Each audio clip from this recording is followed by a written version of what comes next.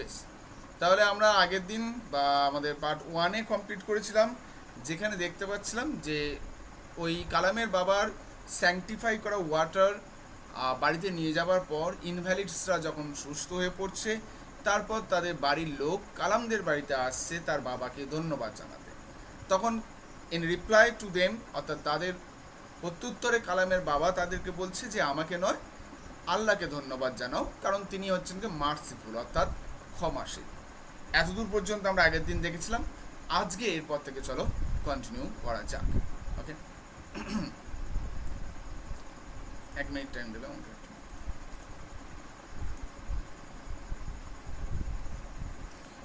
বেশ,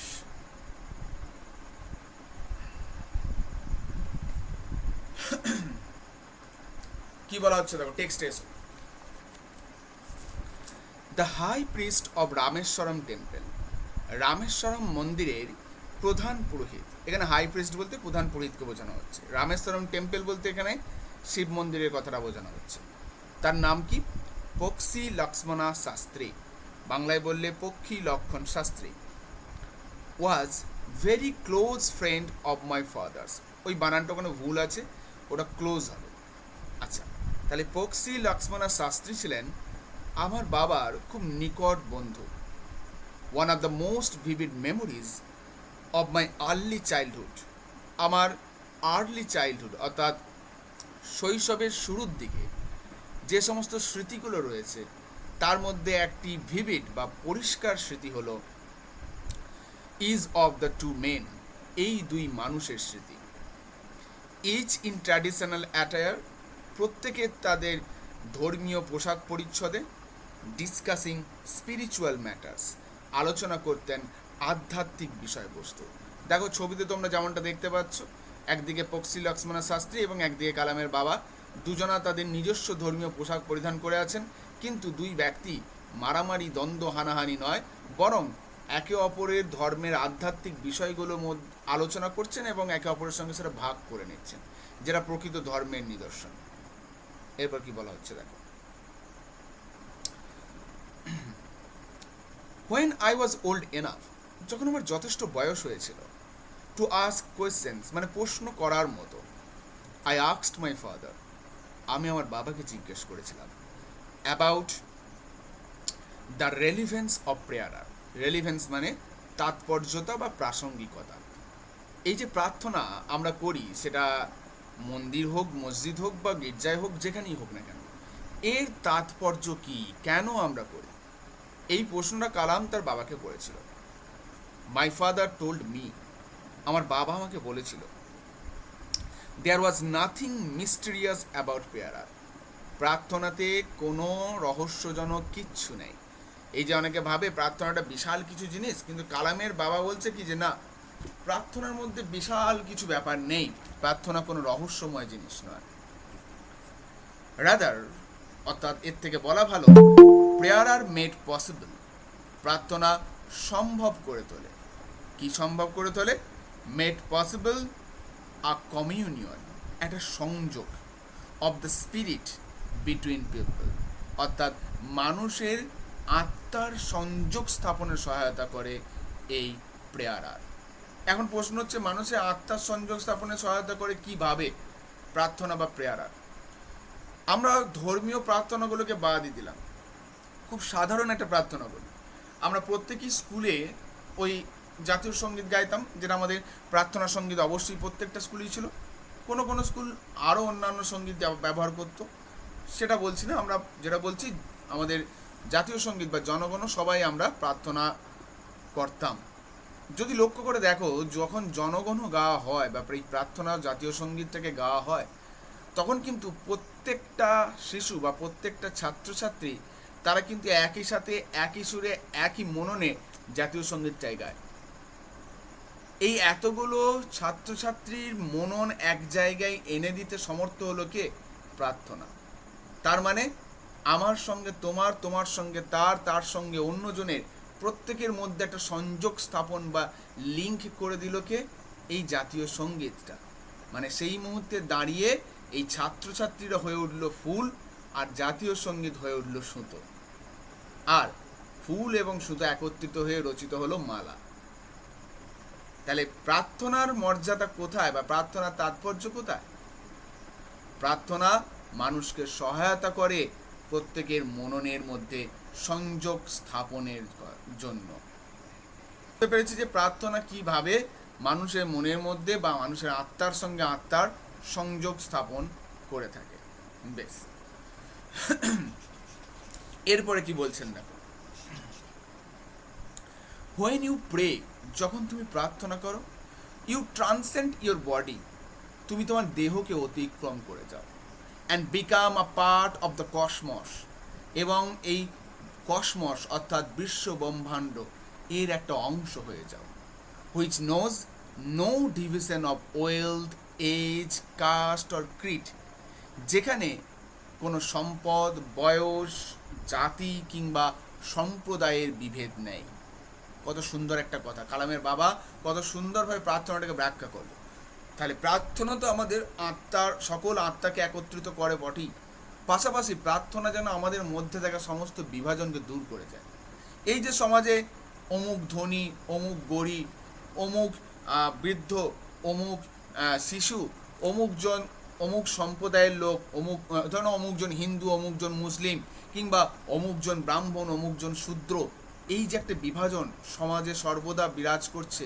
কিন্তু একবার ভেবে দেখো, যখন আমরা ঈশ্বরের সামনে দাঁড়াই হাত জড়ো করে, সেই হিন্দু হোক বা মুসলিম, প্রত্যেকেই তাদের নিজ নিজ ধর্মের ঈশ্বরের সামনে যখন হাত জড়ো করে দাঁড়ায়, তখন কিন্তু সে দেখে না আমার পাশের লোকটা ধনী নাকি গরিব, আমার পাশের লোকটা বুড়ো নাকি শিশু, আমার পাশের লোকটা ব্রাহ্মণ নাকি শূদ্র, আমার পাশের লোকটা হিন্দু না মুসলিম। সে প্রার্থনার দ্বারা সেই বিশ্ব ব্রহ্মাণ্ড, আমরা স্বামীজিকে পড়েছি, স্বামী অ্যান্ড মাদারশিপ, স্বামীজি যেখানে বলছেন যে কি ঈশ্বর হলো সেই অনেকটা সিঁড়ির মতো যেটা পরম শূন্যে পৌঁছে দেয়। স্বামীজি একসঙ্গে দুটো ধারণায় বিশ্বাস করতেন, এক পরম ব্রহ্মকে আর এক মূর্তি পূজায়। স্বামীজি এইভাবে ব্যাখ্যা করতেন যে মূর্তি পূজা অনেকটা সেই সিঁড়ির মতো, পরম ব্রহ্ম যদি আলটিমেট লক্ষ্য হয়, সেখানে পৌঁছাতে গেলে মূর্তি পূজার মধ্য দিয়ে আমাদের পৌঁছাতে হয়। ঠিক আছে, এটা স্বামীজি বিশ্বাস করতেন। কালামের বাবাও দেবো ঠিক সেই কথাটাই বলছেন। যখন আমরা এই পরম ব্রহ্মের সঙ্গে একাত্ম হয়ে যাই না, তখন আমরা আর বিচার করি না কে আমাদের পাশে দাঁড়িয়ে আছে। ঈশ্বরের সামনে দাঁড়িয়ে মুকেশ আম্বানিও হাত নাড়ায়, তুমিও হাত নাড়াও। মুকেশ আম্বানি যখন প্রণাম করতে গেছে, তখন কিন্তু সে দেখেনি যে আমার পাশের লোকটা আমার সে কোনো ভিক্ষুক কিনা। একজন ভিক্ষুকে যেমন ঈশ্বরের কাছে প্রার্থনা করে, একজন সব থেকে ধনী ব্যক্তি ঈশ্বরের কাছে প্রার্থনা করে, একজন বুড়ো যেমন ঈশ্বরের কাছে প্রার্থনা করে, একটা শিশুও তেমন প্রার্থনা করে। তাহলে প্রার্থনা মানুষের মধ্যে সেই বিভেদটাকে ঘুচিয়ে দেয়। প্রার্থনা রহস্যজনক কিছু নয়, এর মধ্যে কোনো ম্যাজিক কিছু নেই। এরপর কি বলছে দেখো, my father could convey complex spiritual concepts in very simple down to earth Tamil. Kalam বলছেন আমার বাবা কনভে অর্থাৎ প্রকাশ করতে পারতেন বা ব্যাখ্যা করতে পারতেন কমপ্লেক্স স্পিরিচুয়াল কনসেপ্টস, জটিল আধ্যাত্মিক বিষয়গুলো। দেখো, আধ্যাত্মিক চিন্তাধারা কিন্তু এত সহজ সরল নয়, কারণ আধ্যাত্মিকতাকে বুঝতে গেলে মনের সেই উদারতাটা দরকার হয়। এবার তোমরা ক্লাস 12-এর ছেলেরা আশা করি সেটা কিছুটা অংশ বুঝতে পারবে, কারণ আমরাই পড়ে এসেছি স্বামী অ্যান্ড মাদারশিপ। ওটা একটা আধ্যাত্মিক লেভেলের গল্প ছিল, স্পিরিচুয়াল লেভেলের গল্প ছিল। সেটা যদি বুঝতে পারি, এটা বোঝা বিশেষ কোনো শক্ত বিষয় না। এবার বেশ, কালামের বাবা কি করতেন, যে কোনো কমপ্লেক্স স্পিরিচুয়াল কনসেপ্টস, জটিল আধ্যাত্মিক বিষয়কে সহজ সরল, very simple, down to earth Tamil অর্থাৎ সহজ সরল তামিল ভাষায় ব্যাখ্যা করতেন। দেখো, তারা তো তামিল ছিলেন, তো তারা তাদের মাতৃভাষা তামিল, সুতরাং যে বিষয়গুলো অত্যন্ত জটিল সেগুলোকে সহজ সরল তামিল ভাষায় বুঝিয়ে দিতেন কালামের বাবা। হি ওয়ান্স টোল্ড মি, তিনি একবার আমাকে বলেছিলেন, কালাম বলছেন তিনি একবার আমাকে বলেছিলেন, in his own time, in his own place, in what he really is. এখানে ইন হিজ ওন টাইম বলতে কালামের বাবার নিজের সময়টাকে বলছেন না, সবার ক্ষেত্রে বলছেন, জেনারেলাইজ করে। ইন হিজ ওন টাইম অর্থাৎ তার নিজস্ব সময়ে, ইন হিজ ওন প্লেস তার নিজস্ব জায়গায়, in what he really is, যার মধ্যে সে সত্যিকারে রয়েছে, and in the stage he has reached, এবং জীবনের যে পর্যায়ে সে পৌঁছেছে, গুড অর ব্যাড, সেটা ভালো কিংবা মন্দ যাই হোক, every human being is a specific element, প্রত্যেকটা মানুষ হলো একটি নির্দিষ্ট উপাদান, স্পেসিফিক মানে নির্দিষ্ট, এলিমেন্ট মানে উপাদান, within the whole of manifest divine being, এই যে গোটা দুনিয়া জুড়ে প্রকাশিত ঐশ্বরিক সত্য রয়েছে তার, এই বিষয়টাকে এবার ভেঙে বলা যাক বা বোঝানো যাক। কালামের বাবা কি বোঝাতে চাইছেন? কালামের বাবা বোঝাতে চাইছেন যে এই যে বিশ্ব ব্রহ্মাণ্ড, এই বিশাল বিশ্ব ব্রহ্মাণ্ডের মধ্যে আমরা প্রত্যেকেই একটা একটা করে এলিমেন্ট। এই দুনিয়াতে যেমন আমার গুরুত্ব আছে, এই দুনিয়াতে তেমনই তোমার গুরুত্ব আছে। এই দুনিয়াতে যেমন ধনী ব্যক্তির একটা ভূমিকা রয়েছে, এই দুনিয়াতে একটা ভিক্ষুকেরও ভূমিকা রয়েছে। অর্থাৎ এই বিশাল বিশ্ব ব্রহ্মাণ্ডের বা এই যে প্রকাশিত ঐশ্বরিক সত্তা, এটাকেই বিশ্ব ব্রহ্মাণ্ড বলা হচ্ছে, এর মধ্যে প্রত্যেকটা মানুষের, প্রত্যেকটা বস্তুর, প্রত্যেকটা উপাদানের এক একটা গুরুত্ব রয়েছে। তাতে সে জীবনের যে পর্যায়ে থাকুক, যেমন অবস্থাতে থাকুক, সে ধনী হোক, সে গরিব হোক, সে সুখে থাকুক, সে দুঃখিত থাকুক, প্রত্যেকেরই জীবনের এগুলো এক একটা স্টেজ, এবং এই প্রত্যেকটা স্টেজই এই বিশাল বিশ্ব ব্রহ্মাণ্ডের এক একটা অংশ। আমাদের প্রত্যেকেরই জীবনে এরকম স্টেজ আছে, এবং এটা ভাবার দরকার নাই যে এই দুঃখ, এই কষ্ট কেবল আমার একার নয়। এই দুনিয়ায় প্রত্যেকটা জীবের, প্রত্যেকটা জন্তুর, প্রত্যেকটা জানোয়ারেরই এই একই অবস্থা, এবং তারা এই দুনিয়ারই এক একটা করে উপাদান। আমাদের প্রত্যেকেরই একটা করে ভ্যালু রয়েছে এই দুনিয়াতে। যেহেতু কালামের বাবা বললেন যে আমরা এই প্রকাশিত ঐশ্বরিক সত্তার এক একটা অংশ, সুতরাং so why be afraid of difficulties, তাহলে আমরা কেন ডিফিকাল্টিস অর্থাৎ আমাদের জীবনে যে বাধাগুলো আসছে সেইগুলো নিয়ে ভয় পাবো, সাফারিং দুর্দশা নিয়ে ভয় পাবো, অ্যান্ড প্রবলেমস সমস্যা নিয়ে ভয় পাবো। আমরা তো প্রত্যেকেই এর একটা অংশ, এবং সুখ দুঃখ বাধা বিপত্তি সবই আমাদের জীবনেরই একটা অংশ। এই বিশ্ব ব্রহ্মাণ্ডে যেমন সুখ আছে, দুঃখ আছে, সমস্যা আছে, তার উত্তরও আছে। অর্থাৎ জীবনে যদি কোনোদিন বাধা আসে, জীবনে যদি কোনোদিন ডিফিকাল্টিস আসে, সাফারিং দুঃখ দুর্ভোগ আসে, কিংবা প্রবলেম সমস্যা আছে, আমরা যেন কেউ সেটাকে ভয় না পাই, কারণ এগুলো প্রত্যেকটাই লাইফের পার্ট। কাউকে বাদ দিয়ে আরেকটাকে পাওয়া সম্ভব নয়। তুমি দুঃখ না পেলে সুখের মর্ম বুঝবে না, তোমার জীবনে ডিফিকাল্টিস না এলে সেটাকে কীভাবে সলভ করতে হয় সেটা শিখবে না। হোয়েন ট্রাভেলস কাম, যখন সমস্যা আসে, try to understand the relevance of your suffering. দুর্দান্ত একটা কথা, এটা আমাদের প্রত্যেকেরই মনে রাখা উচিত। কত সুন্দর কথাটা বলছেন, দেখো পরপর দুটো কথাই দুর্দান্ত আছে। বলছে হোয়েন ট্রাভেলস কামস, যখন সমস্যা আসে না আমাদের জীবনে, তখন প্যানিক করো না। মানে বিষয়টা হচ্ছে সমস্যা এলো, আমি ভেঙে পড়লাম, আমার কি হবে, আমি কি করব, এই চিন্তায় মগ্ন না থেকে, তার থেকে বরং তুমি একটা কাজ করো। কি কাজ করো? ট্রাই টু আন্ডারস্ট্যান্ড, বোঝার চেষ্টা করো the relevance of your suffering. এই যে তুমি দুর্ভোগের শিকার হলে, তার তাৎপর্যটা কোথায়, তার গুরুত্বটা কোথায়, কেন তোমার জীবনে দুঃখটা এলো, এইটা খোঁজো। এইটা এলো, এরপর আমার কি হবে গো বলে হাপিত্তেস করো না। এই যে সমস্যা আমি সম্মুখীন হলাম, সেটা কেন হলো, সেটা নিয়ে ভাবো। এর পরের লাইনটা পড়ে নিই, তারপর ব্যাখ্যাটা করি পুরোটা। Adversity always presents opportunity for introspection. ভীষণ গুরুত্বপূর্ণ লাইন, ভীষণ ইম্পর্টেন্ট লাইন এই গোটা চ্যাপ্টারের মধ্যে। Adversity always presents opportunities for introspection. Adversity মানে বাধা বিপত্তি। বাধা বিপত্তি সব সময় আমাদের কাছে উপস্থাপন করে, কি উপস্থাপন করে? অপরচুনিটিস, অর্থাৎ সুযোগ। কিসের জন্য? ফর ইন্ট্রোস্পেকশন, আত্মদর্শন বা আত্মসমালোচনার জন্য।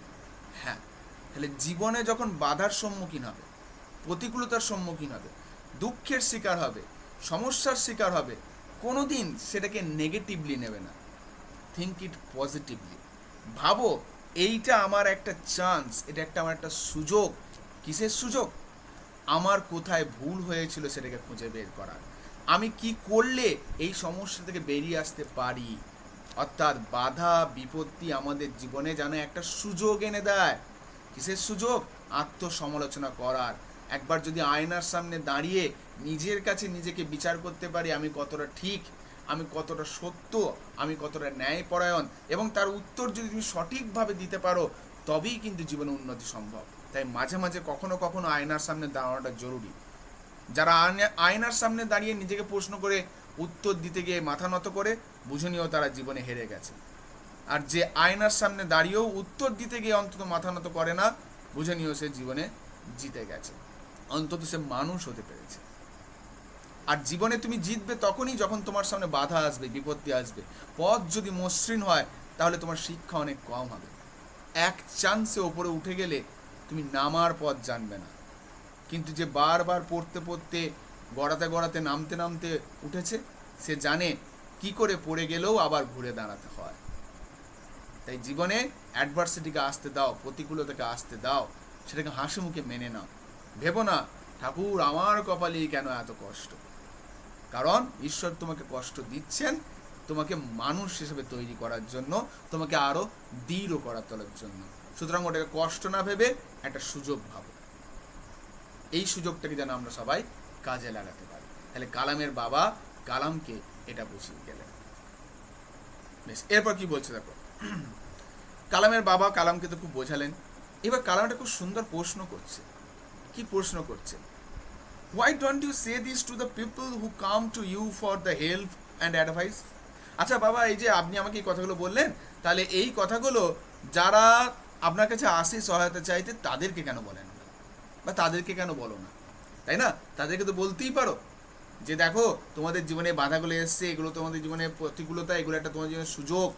অর্থাৎ যারা ওই ইনভ্যালিডসদের জন্য জল নিতে আসে, তাদেরকে তো বলতেই পারো যে তোমার বাড়িতে লোকটা অসুস্থ হয়েছে, এটা হয়তো তার একটা জীবনে প্রতিকূলতা, এটা তার একটা সুযোগ, হ্যাঁ, নতুন করে ঘুরে দাঁড়ানো।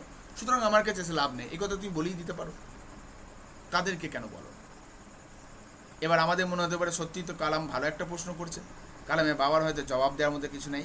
কিন্তু না, কালামের বাবা হয়তো পুঁথিগত বিদ্যা ছিল না, কিন্তু তার মধ্যে যে জ্ঞানটা ছিল অসম্ভব সুন্দর। কি সুন্দর উত্তর দিচ্ছেন দেখবে তারা। আই আস্কড মাই ফাদার, আমি আমার বাবাকে এই কথাটা জিজ্ঞেস করেছিলাম। He put his hands on my shoulder, অর্থাৎ আমার এই কথাটা শোনার পর আমার বাবা আমার কাঁধে হাত রেখেছিলেন। And looked straight into my eyes, এবং সোজাসুজি আমার চোখের দিকে তাকিয়েছিলেন। For quite some time he said nothing, বেশ কিছুটা সময় তিনি কিছুই বললেন না। অ্যাজ ইফ, ঠিক যেন মনে হচ্ছিল, হি ওয়াজ জাজিং মাই ক্যাপাসিটি, তিনি যেন আমার ধারণ ক্ষমতার যাচাই করছেন। ক্যাপাসিটি মানে ধারণ ক্ষমতা। টু কম্প্রিহেন্ড হিজ ওয়ার্ডস, আমি তার যে শব্দগুলো তিনি বলবেন বা কথাগুলো তিনি বলবেন সেটা বুঝতে পারবো কিনা। কম্প্রিহেন্ড মানে বোঝা। অর্থাৎ বাবা আমার কাঁধে হাত রেখে আমার চোখের দিকে তাকিয়ে এটা যাচাই করছিলেন যে এখন তিনি যে আধ্যাত্মিক বিষয়টা বলতে চলেছেন বা আইডিয়াটা দিতে চলেছেন, সেটা বোঝার ক্ষমতা আমার আছে কিনা। তাই না? দেখো এই চ্যাপ্টারটা ক্লাস 12-এ কেন আছে, ক্লাস 5-এ কেন নেই? কারণ ক্লাস 5-এর বাচ্চাদের এর যে আধ্যাত্মিকতা বা এর যে সারমর্মতা, সেটা বোঝার ক্ষমতা তাদের নেই। ক্লাস 12-এর ছাত্রছাত্রীদের মধ্যে জীবনে তারা অনেকটা এগিয়ে এসেছে, জীবনে তারা অনেক কিছু দেখেছে, শিখেছে, তাই কিছুটা ক্যাপাসিটি তাদের মধ্যে গড়ে উঠেছে। তাই এই সিলেবাসটা 5-এ না রেখে 12-এ রাখা হচ্ছে।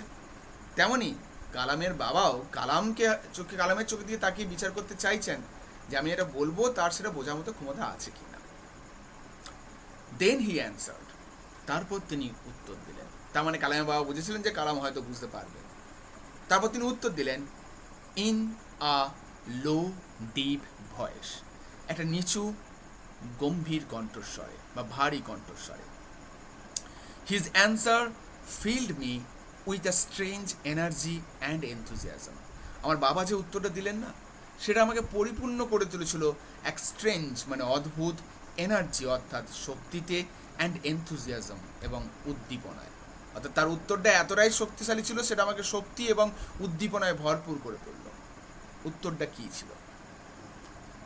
হোয়েন এভার হিউম্যান বিংস, মানে এই উত্তর যেটা দেখতে হবে সেটা কিন্তু আমাদের জীবনে দারুণ সত্য, তোমরা নিজেরাও রিলেট করতে পারবে।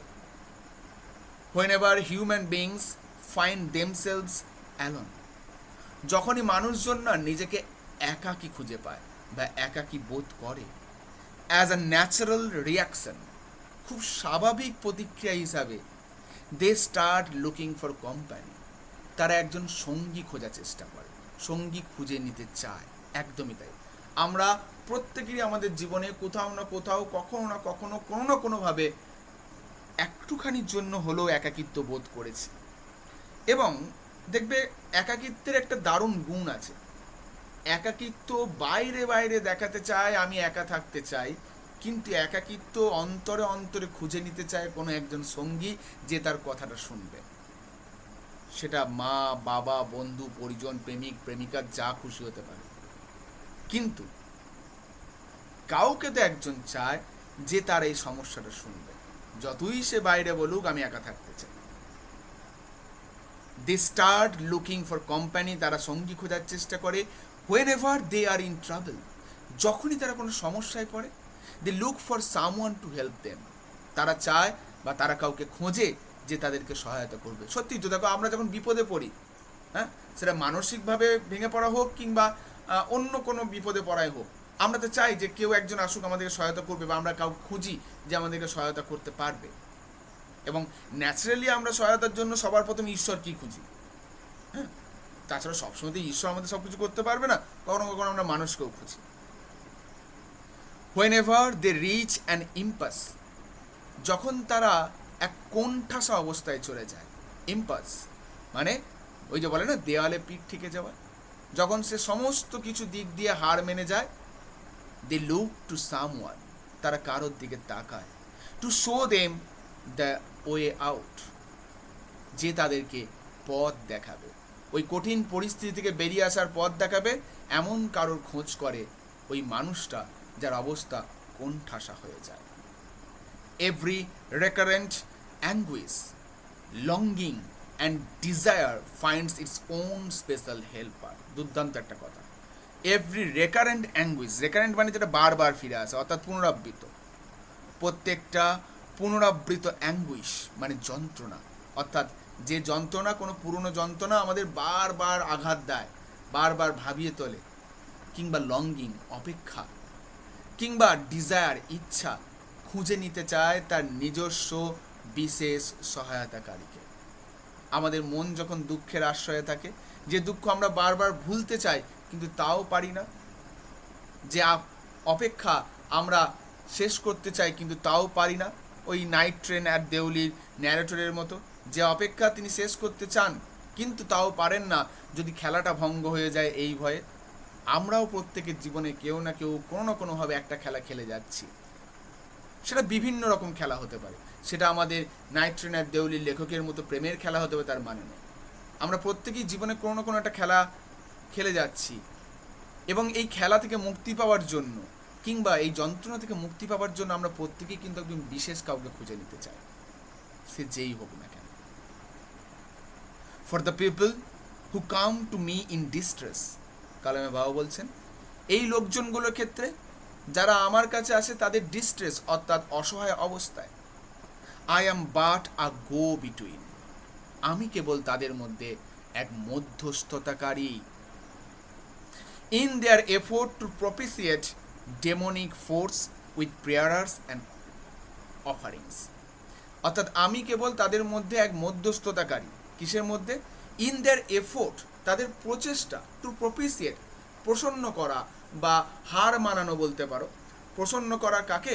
ডেমনিক ফোর্স অর্থাৎ দৈবিক শক্তিগুলোকে, উইথ প্রেয়ার্স অ্যান্ড অফারিংস, অর্থাৎ আমি আমার প্রার্থনা এবং ওই ভালো মন্ত্রের দ্বারা বলতে পারো চেষ্টা করি, তারা যেটা চেষ্টা করে তাদের উপরে পড়া ওই খারাপ শক্তিগুলোর প্রভাবগুলোকে প্রশমিত করার। আমি কেবল তাদের মধ্যে মধ্যস্থতাকারী, অর্থাৎ একজন মানুষ এবং ঈশ্বর, একজন মানুষ এবং ঈশ্বরের মাঝে আমি একটা মধ্যস্থতাকারী, অর্থাৎ কানেক্টিং ব্রিজের মতো মিডিয়েটরের কাজ করি। তাদের প্রার্থনা আমি ঈশ্বরের কাছে পৌঁছে দিই, এইটুকুই মাত্র, আমার কোনো ক্ষমতা নেই। অর্থাৎ আমি যে ঈশ্বরের সমতুল্য, আমি জলপড়ায় হাত দিচ্ছি, জলপড়া খেয়ে ভালো হয়ে যাচ্ছে, এটা আমার ক্ষমতা না, আমার কোনো ক্ষমতা নেই। আমি স্রেফ মধ্যস্থতাকারী, এর বেশি ক্ষমতা আমার নেই। তার মানে কালামে বাবা কি বলতে চাইলো? ওই যে বললো না যে প্রত্যেকটা মানুষ তাদের অসহায় অবস্থায় একজন কাউকে খুঁজে নিতে যায় যে তাদের পথ দেখাবে। তাহলে কালামের বাবা বললো আমি হলো তাদের সেই পথ দাতা, আমি কেবল পথ দেখাই। এখনো কোনো মানুষ অসহায় অবস্থায় যদি আমার কাছে আসে এবং তাকে যদি আমি ফিরিয়ে দিই, তার দুঃখ তো কোনো অংশ কমবে না, বরং আরও বাড়বে। তার পরের লাইনে কালামে বাবা কি বলছেন? This is not a correct approach. হ্যাঁ, এটা কোনো সঠিক পন্থা বা উপায় নয়, আমি সেটা মানছি আর কি, যেটা কোনো সঠিক পন্থা উপায় নয় অ্যাট অল, একেবারেই। And should never be followed, এবং এটা কখনো অনুসরণ করা উচিতই নয়। তাহলে কালামে বাবা বলছেন আমি যেটা করছি, ওই জলপোড়া টলপোড়া দেওয়া, এটা কখনোই কোনো সঠিক উপায় নয় এবং এটা কখনোই অনুসরণ করা উচিত নয়। কিন্তু মাথায় এটাও রাখা উচিত যে যে ব্যক্তিটা আমার কাছে দুঃখ দুর্দশা নিয়ে আসছে, আমার উপর ভরসা করে, আমার উপর বিশ্বাস করে যে হয়তো আমি তাদেরকে সহায়তা করতে পারবো, কিন্তু সেই মুহূর্তে দাঁড়িয়ে আমি যদি তাদেরকে ফিরিয়ে দিই, তাদের দুঃখ কমবে না, বরং আরও বাড়বে। কি আসে যায়? আমি তো ভালো করেই জানি, আমি তো কখনো দম্ভ করিনি বা অহংকার করিনি যে আমি তোমাদের সব ভালো করছি, আমাকে তোমরা ঈশ্বর জ্ঞানে পুজো করো, সেটা তো আমি বলিনি। কি আসা যায় যদি মানুষের দুঃখতে একটুখানি পাশে দাঁড়ানো যায়? এটা আমাদের প্রত্যেকেরই শেখা উচিত। আমরা কতজন পারি মানুষের খারাপ দিনে, মানুষের খারাপ সময় তাদের পাশে দাঁড়াতে? পারি না। আমরা কতজন পারি মানুষকে একটু কথা বলতে, একটুখানি সময় দিতে? তার জন্য তাকে ভালোবাসতে হবে তার কোনো প্রয়োজন নেই। তুমি তার পাশে দাঁড়াতে পারো, তুমি তার বন্ধু হয়ে পাশে থাকতে পারো, তুমি তার অভিভাবক হয়ে পাশে থাকতে পারো, তুমি তার দাদা দিদি ভাই বোন কিছু হয়ে একটা পাশে থাকতে পারো। বলা তো যায় না মানুষ কোন সময় কোন দুঃখে কোন কষ্টে থাকে। মাদার টেরেসাও প্রশ্নটা করেছিলেন না যে মাও কি দাঁড়ায় তার সন্তানের পাশে?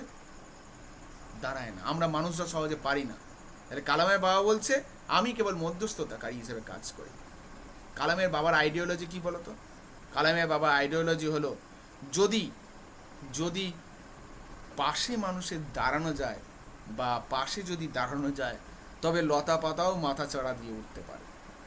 যে লতা মাটিতে লতিয়ে লতিয়ে যায়, সে যদি একটা সামান্য বাঁশের টুকরোকে খুঁজে পায়, একটা কঞ্চি কাঠিকে খুঁজে পায়, সেই লতাও কিন্তু একদিন মাথা তুলে উপরে ওঠে। তাহলে একটা লতার জীবনে সামান্য একটা কঞ্চি কাঠির ভূমিকা হবে। ওই কঞ্চি কাঠির মধ্যে কি বিশাল ক্ষমতা ছিল? ছিল না। সে শুধু পাশে দাঁড়িয়েছিল, বাকি কাজটা ওই লতা পাতা নিজেই করে নিয়েছে। এটাই হলো মানুষের সাইকোলজি বা হিউম্যান সাইকোলজি। বিপদের দিনে কেউ যদি পাশে দাঁড়ায়, তাকে অভূতপূর্ব ক্ষমতার অধিকারী হতে হয় না, বরং যার পাশে সে দাঁড়ায় সেই ব্যক্তিটাই তাকে অভূতপূর্ব ক্ষমতার অধিকারী মনে করে নিজে থেকেই অনেক কিছু করে ফেলতে পারে। তাই ঈশ্বরের আলাদা করে কোনো রূপ হয় না, ঈশ্বর মানুষের মধ্যেই আছে এবং সেটাকে খুঁজে নিতে হয়। আমরা প্রত্যেকেই ঈশ্বর, প্রত্যেকেই সেই ঐশ্বরিক সত্তা দেখাতে পারি যদি কারোর বিপদে একটু পাশে দাঁড়াতে পারি। তাহলে কালামে বাবা বলছে আমি কেবল সেটুকুই করি। এরপরে এই দুটো লাইনকে খুব ভালো করে বুঝতে হবে। One must understand the difference. একজনকে অবশ্যই বুঝতে হবে তফাৎটা। কিসের মধ্যে তফাৎ? Between a fear ridden vision of destiny and the vision. দুটো ভিশন বা দুটো দৃষ্টির কথা এখানে বলা হয়েছে, বা লক্ষ্যের কথা। এক, যেটা ফিয়ার রিডেন ভিশন, ভয় মিশ্রিত দৃষ্টিভঙ্গি, আর একটা শুধু দৃষ্টিভঙ্গি। এই দুইয়ের মধ্যে তফাৎ আছে। ভয় মিশ্রিত দৃষ্টিভঙ্গিটা কিসের সঙ্গে তুলনা করা হয়েছে বা কিসের সঙ্গে যোগ করা হয়েছে? ডেস্টিনি, নিয়তি। আমরা প্রত্যেকেই না নিয়তিকে ভয় পাই। আমি যদি এটা করি, পরের জন্মে আমার কি হবে, এটা করলে পাপ হবে, ওটা করলে অমুক হবে, ওটা করলে তসুক হবে, এই সমস্ত ভাবতে ভাবতেই কিন্তু আমরা নিজের মনেই নিজেদের বিরুদ্ধে ধারণাগুলো তৈরি করে ফেলি। কালামের বাবা বলছেন এটা করলে হবে না। একজনকে বুঝতে পারতে হবে যে ভয় মিশ্রিত ভক্তি আর শুধু ভক্তির মধ্যে কিন্তু তফাৎ আছে। এরপরে কি বলা হচ্ছে দেখো, and the vision that enables us to seek the enemy of fulfillment within ourselves. যখন কোনো ব্যক্তি এই দুটো জিনিস অর্থাৎ ফিয়ার রিডেন ভিশন, ভয় মিশ্রিত দৃষ্টি, এবং শুধু ভিশন বা শুধু দৃষ্টিভঙ্গি বা শুধু লক্ষ্য, এই দুটোর মধ্যে তফাৎ করতে পারে যদি কোনো ব্যক্তি, তাহলে সেই পারবে খুঁজে বার করতে। কাকে খুঁজে বের করতে পারবে? দ্য এনিমি, সিক মানে খোঁজা, এনিমি অফ ফুলফিলমেন্ট। ফুলফিলমেন্ট মানে পূর্ণতা, পূর্ণতার যে শত্রু, দ্যাট মানে যেটা উইদিন আওয়ার সেলফ, আমাদের মধ্যেই আছে। অর্থাৎ কালামের বাবা বলছেন আমাদের শত্রু আমাদের মধ্যেই আছে। যেদিন মানুষ এই শত্রুটাকে খুঁজে বের করতে পারবে নিজের মধ্যে লুকিয়ে থাকা, সেদিন মানুষ নিজের মধ্যে লুকিয়ে থাকা শত্রুকে বের করার পর তফাৎ করতে পারবে কোনটা ভয় মিশ্রিত ভক্তি আর কোনটা আসল ভক্তি। আর মানুষ যেদিন তফাৎ করতে পারবে সেদিন কিন্তু মানুষ ঈশ্বরকে ভয় করবে না, বরং ঈশ্বরকে প্রাণ থেকে ভক্তি করবে। না হলে আমরা আজকে কি করি? আমরা ঈশ্বরের সাথে আজকে কেবল লেনদেনের সম্পর্ক রাখি। ঠাকুর তুমি এটা দাও, আমি ওটা দেবো, এটা দাও, ওটা দেবো। আর একবার যদি পান থেকে চুন খসে আমরা ভয় পাই ঈশ্বর আমাদের অভিশাপ দেবে। কিন্তু কালামের বাবা বলছেন যে না, ঈশ্বর অভিশাপের বিষয় নয়। যেটা দেখো আমাদের স্বামীজিও বলেছিলেন যে ঈশ্বর অভিশাপের বিষয় নয়, আমরা তাকে মন থেকে ভক্তি করি না, ভয়ে ভক্তি করি। যেদিন এই ধারণাটা আমাদের মধ্যে হয়ে যাবে, ভয় এবং ভক্তির মধ্যে তফাৎ করতে পারবো, সেদিন আমাদের মধ্যে লুকিয়ে থাকা শত্রুকেই নিজেরাই বুঝতে পারবো বা চিনতে পারবো। এটা যাওয়ার পর এর পরের অংশটা আবার কালামের বাবার একটা ডেলি রুটিনের কথা বলা হচ্ছে। বেশ, এবার কি বলা হচ্ছে দেখো। আই রিমেম্বার, আমার মনে পড়ে, my father starting his day at 4 AM। আমার বাবা তার দিনটা শুরু করতেন 4টের সময়, বাই রিডিং দ্য নামাজ, নামাজ পড়ে, বিফোর ডন, ভোর হবার আগে। আফটার দ্য নামাজ, নামাজ কমপ্লিট হবার পর, he use to walk down to the small coconut group we won't. তারপর তিনি হেঁটে যেতেন একটা ছোট্ট নারকেল বাগানের দিকে, যেটা আমাদের অধীনস্থ ছিল। অর্থাৎ যে নারকেল বাগানটা আমাদের ছিল, নারকেল বাগানটার দূরত্ব কত বাড়ি থেকে? About 4 miles from our home. আমাদের বাড়ি থেকে প্রায় 4 মাইল দূরে। 4 মাইল মানে আজকের যদি হিসাব করি ওই তোমার হচ্ছে গিয়ে 6 হবে আর কি, হ্যাঁ 6.4 কিলোমিটার, মানে ওই 6.5 কিলোমিটার মতোই ধরো। তাহলে আমাদের বাড়ি থেকে 6.5 কিলোমিটার দূরে বা 4 মাইলস দূরে। আমরা 4 মাইলস টার্মটাকে খেয়াল রাখবো। He would return with about a dozen coconuts tied together thrown over his shoulder। তাহলে বাবা যখন ফিরতেন প্রায় 1 ডজন নারকেল তার কাঁধের ওপর ছুঁড়ে অর্থাৎ বেঁধে ঝুলিয়ে নিয়ে আসতেন। একবার ভেবে দেখো লোকটার ক্ষমতার কতটা। হ্যাঁ, ভোরবেলায় উঠে অতটা পথ হেঁটে যেত, 6.5 কিলোমিটার, 6.5 কিলোমিটার হেঁটে যেত। শুধু তাই নয়, ফেরার সময় কাঁধে করে নারকেল, প্রায় 1 ডজন নারকেল কাঁধে করে নিয়ে ফিরতেন, হেঁটে হেঁটেই ফিরতেন। অ্যান্ড অনলি দেন, এবং কেবলমাত্র তারপরেই would he have his breakfast, তারপর তিনি তার ব্রেকফাস্ট গ্রহণ করতেন। তাহলে সকালে দেখো নির্দিষ্ট কসরত করে পরিশ্রম করে শরীরকে ক্যালোরি বার্ন করে তারপর তিনি ক্যালোরি নিতেন। এটা কিন্তু অ্যাকচুয়াল একটা হেলদি হ্যাবিট। এবার কি বলছে দেখো, this maintained his routine, this remained his routine, এটাই ছিল তার রুটিন। Even when he was in his late 60s, এমনকি তিনি যখন তার 60 বছর বয়সের শেষের দিকেও ছিলেন, তার মানে মোটামুটি 67-68 বছর বয়স পর্যন্ত এই রুটিনটাই চালিয়ে গেছে। ভাবো, তিনি তার 66 বছর বয়স পর্যন্ত, আমি মিনিমাম ধরছি 66 বছর বয়স পর্যন্ত চালিয়ে গেছেন, আর আমরা 16 বছর বয়সে সেটা পাচ্ছি না। হ্যাঁ, 16 বছর বয়সে 6 কিলোমিটার 6 মিনিট হাঁটতে দিলে আমরা পারবো না। 1 ডজন নারকেল, একটা নারকেল মাথায় করে আনতে হলেই আমরা কুপোকাত হয়ে যাই। তাহলে একটা হেলদি হ্যাবিট মানুষকে কতটা স্ট্রং করতে পারে কালামের বাবাকে দেখে আমরা শিখতে পারি। বেশ বেশ, তাহলে এই রুটিন তিনি মেনটেন করতেন তার লেট 60s অবধি। এরপরে এবার কালাম আবার তার বাস্তবিক মানে তার জীবনে তার বাবাকে কীভাবে অনুসরণ করেছিলেন সেটা নিয়ে বলছেন।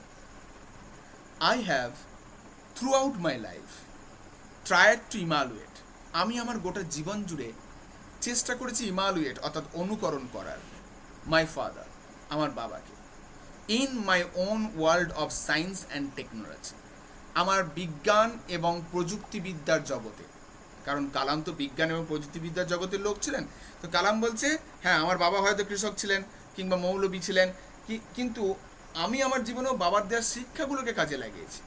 হ্যাঁ, এমনটা নয় যে তার দেওয়ার শিক্ষাগুলো কেবল ওই মৌলবী হলেই কাজে লাগবে কিংবা চাষাবাদ করতে কাজে লাগবে, তা নয়। তিনি আমাকে জীবনের শিক্ষা দিয়েছিলেন, সে আমি যে ক্ষেত্রেই থাকি না কেন আমি সেটা কাজে লাগিয়েছি, মানে কাজে লাগানোর চেষ্টা করেছি। আই হ্যাভ এন্ডাভোর্ড মানে প্রচেষ্টা করা। আমি প্রচেষ্টা করেছি টু আন্ডারস্ট্যান্ড, বোঝা, the fundamental truth revealed to me by my father. জীবনের সেই মৌলিক সত্যগুলো, ফান্ডামেন্টাল মানে মৌলিক, মৌলিক বলতে যেগুলো অবশ্য প্রয়োজন, ঠিক আছে, আমাদের যেমন সংবিধানে মৌলিক কর্তব্য, হ্যাঁ, মৌলিক অধিকার, যেগুলো আমরা অবশ্যই প্রাপ্য সেগুলোকে বলা হচ্ছে মৌলিক অধিকার। তাহলে আমি আমার বাবার শেখানোর সেই মৌলিক শিক্ষাগুলোকে জীবনে বোঝার চেষ্টা করেছি, অ্যান্ড ফিল কনভিন্সড, এবং আমি এই মৌলিক শিক্ষার কারণে সবসময় একটা জিনিস অনুভব করতে পেরেছি, that there exist a divine পাওয়ার।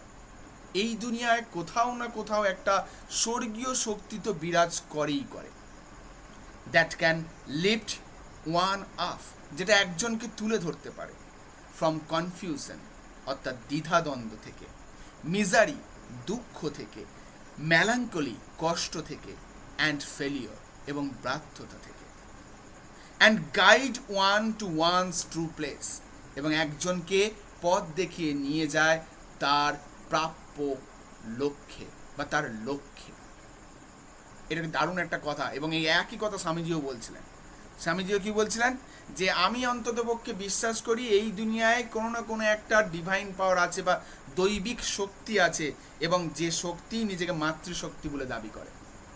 দেখো, যুগে যুগে মহাপুরুষরা ঈশ্বরকে কেউ অস্বীকার করেননি, সবাই কিন্তু ঈশ্বরকে স্বীকৃতি দিয়েছেন, মান্যতা দিয়েছেন।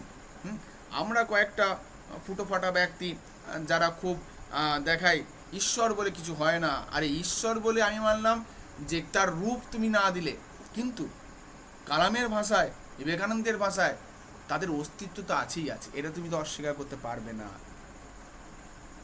কালাম বলছে এই দুনিয়ায় কোনো একটা দৈবিক শক্তি আছেই, যেটা মানুষকে তার দুঃখ, দুর্দশা, কষ্টের অবস্থা থেকে ফিরিয়ে আনতে সহায়তা করে, মানুষকে মনে শক্তি দেয় এবং তাকে তার প্রকৃত লক্ষ্যে পৌঁছে দেয়। যদি সত্যি এই দুনিয়াতে ঈশ্বর বলে কিছু না থাকতো বা ঈশ্বরের কনসেপ্টটাই না থাকতো না, মানুষ অনেক বেশি অসহায় হয়ে যেত। অ্যাকচুয়ালি ঈশ্বর মানুষের মনের বিশ্বাস, মনের আস্থা, মনের বল। আমরা দেখব যে কোনো বিষয়ে যখন হেরে যাই তখন আমরা এটা ভাবি যে ঈশ্বর যা করেন মঙ্গলের জন্য করেন। এখন এই ঈশ্বরের কনসেপ্ট যদি না থাকতো, একজন হেরে যাওয়া ব্যক্তি সারা জীবন হেরেই যেত, তার মনে কোনো দিন বল আসতো না। কিন্তু ঈশ্বর যেন সেই মনোবলটা এনে দেয়, এবং সেটা কালামও স্বীকার করছে। And once an individual serves his emotional and physical bond, এবং একবার যখন এক ব্যক্তি serves his emotional and physical bond, অর্থাৎ তার সেই আবেগগত এবং শারীরিকগত যে বন্ধন সেটাকে ছিন্ন করতে পারে, তাহলেই সে কী হবে? He is on the road two freedom, happiness and piece of mind. তখন সে পৌঁছে যাবে স্বাধীনতা, সুখ এবং মানসিক শান্তির পথে। তার মানে একবার যখন মানুষ পার্থিব জগতের মায়া, মোহ, মমতা এগুলোকে ত্যাগ করতে পারবে, সেদিনই মানুষ স্বাধীন হবে, সেদিনই মানুষ সুখী হবে, সেদিনই মানুষের মনে শান্তি আসবে। যতদিন আমাদের মনে এই পার্থিব বিষয়বস্তু মানে বস্তুগত বিষয়ের ওপর আমাদের ভাব, ভালোবাসা, আকাঙ্ক্ষা, মোহ থাকবে না, ততদিন এ মানুষ বন্ধন মুক্ত হতে পারবে না। পারবে একজন সংসারী মানুষ যেদিকে খুশি চলে যেতে? পারবে না। পারবে একজন মানুষ যার আমার ওই জিনিসটা চাই, সেই জিনিসটা চাই, আরও কয়েকটা টাকা চাই, এই যার লোভ রয়েছে, সে এই দুনিয়ার টাকার মোহ মায়াকে ত্যাগ করে সুখে থাকতে পারবে না। সে যদি মাসে 50 লাখ টাকাও রোজগার করে, আর একজন কেউ যদি 50 লাখ 1 টাকা রোজগার করে, তার মনে হবে 1 টাকা আমার থেকে বেশি রোজগার করলো, আরেকটু বেশি হলে ভালো হতো। মানুষ সারা জীবনেও সুখী হতে পারে না, কারণ আমরা সবসময় একটা কম্প্যারেটিভ লাইফ লিড করি, তুলনামূলক জীবন। যেদিন মানুষ এই তুলনামূলক জীবনকে ছাড়তে পারবে, আমি যেটা করছি সেটাই এনাফ, যদি চলে যায়, হ্যাঁ একটা নির্দিষ্ট মাত্রা থাকতে হবে। মানুষের জীবনের লক্ষ্য হওয়া উচিত জীবন চলে যাওয়া, লাক্সারির মধ্য দিয়ে নয়। সেই জন্য লক্ষ্য করবে, কালামের বাবাও লাক্সারি পছন্দ করতো না, কালাম নিজেও লাক্সারি পছন্দ করতেন না। তাই কালামের মত অনুসারে মানুষ জীবনের সুখ সেদিন পাবে, শান্তি সেদিন পাবে, মুক্তি সেদিন পাবে, যেদিন পার্থিব জগতের এই মায়া মোহ মমতা এগুলো ত্যাগ করে যেতে পারবে, যেদিন বুঝতে পারবে what is the fundamental need of life, জীবনের মৌলিক প্রয়োজনীয়তা কতটা। মানুষ এটা বোঝে না। একটা মানুষকে বাঁচতে গেলে কতটুকু প্রয়োজন আমরা সেটাই জানি না। কেউ ভাবে মাসে 5 লাখ, কেউ ভাবে মাসে 50,000, কেউ ভাবে মাসে 5,000ও চলে যায়। তাহলে আমরা কেউ জানি না যে জীবনের প্রয়োজনীয়তা কতটা। আগে সেটা শিখতে হবে, তবেই তুমি জীবনে সুখী হবে, তবেই তুমি স্বাধীন হবে, তবেই তুমি মনে শান্তি পাবে। এই কথাটা কালাম একেবারে শেষে এসে আমাদেরকে বলে গেলেন, এবং তিনি গর্বিত ছিলেন যে তিনি এই ফান্ডামেন্টাল ট্রুথগুলো শিখতে পেরেছিলেন। কার কাছ থেকে শিখতে পেরেছিলেন? তার বাবার কাছ থেকে শিখতে পেরেছিলেন। তাই দেখো আমরা এখানে দুটো রুট বলছি। দ্য ফার্স্ট রুট অফ কালাম, এই যে স্ট্রং রুটস দেওয়া হলো, সেটা কে? জৈনুল আবদিন, অর্থাৎ কালামের বাবা। যদি দেখতে চাই, কালামের বাবাই কিন্তু তার জীবনের ওই প্রধান মূল যাকে বলে। আর একটা সেকেন্ড রুট, আসিয়া আম্মা, মা। ভেবে দেখো, আমরা তো মাকে নিয়ে তেমন কিছু করলাম না, কিন্তু এখন ভেবে দেখো, এই যে কালামের বাড়িতে, কালামের বাড়ির লোকের থেকেও বেশি বাইরের লোক খেত। এখন মা যদি সেরকম মনস্কার না হতেন, তিনি কি রান্না বান্না করতেন? করতেন না। তিনি কি তার বাবার পাশে দাঁড়াতেন? বরং এটা বলতে পারতেন যে রোজ কেন এত বাইরের লোক খাবে? তিনি কিন্তু কোনোদিন প্রশ্ন করেননি। বরং কালামের বাবা যেটা করেছে সেই কাজে তিনি আরো সহায়তা করেছেন, আরো পাশে থেকেছেন। তাহলে কালামের বাবা যেমন কালামকে বেসিক নিডসগুলো শিখিয়েছে, কালামের মা তেমনি কালামকে এটা শিখিয়েছে যে মানুষের পাশে কীভাবে দাঁড়াতে হয়। হ্যাঁ, অবশ্য পাশে দাঁড়ানোর শিক্ষা কালামের বাবাও দিয়েছে। তাহলে এই যে দুজন মূল কালামের জীবনে ছিল বলেই কালাম একজন প্রকৃত মানুষ হতে পেরেছিলেন। আর হয়তো বা এই অধ্যায়টার মাধ্যমে বা এই গল্পটার মাধ্যমে কালাম তার পিতামাতাকে ধন্যবাদ জানালেন তার মূল হিসাবে থাকার জন্য।